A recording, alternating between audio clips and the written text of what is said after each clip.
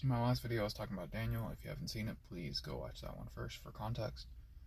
But even if you have seen it, sorry if it go off track a little bit, but I was talking about light, and light was the last thing I was talking about. They call one of the devil's things was that he was the false light, that he's going to be very close to, he's going to have the same certain things the similar as God, but or trying to have a knockoff version of that, if you want to say it. But then it would just leave you feeling empty.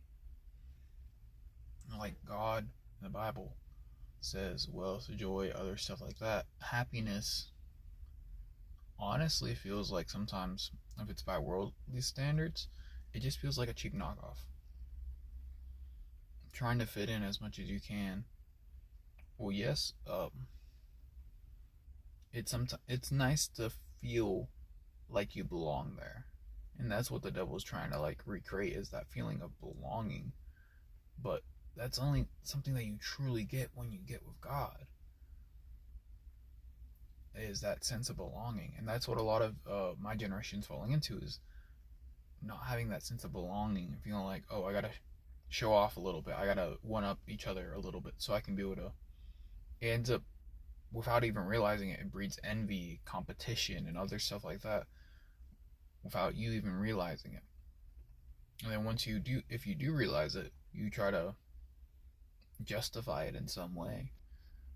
When in reality, there's no real reason to justify it. We got to be grateful and know that God has enough for all of us. And that God doesn't want us to be like the world, tearing down each other so we can be able to build ourselves up. Instead, we should be building each other up, one to another. Just like a sword sharpens another sword, a brother should sharpen one another.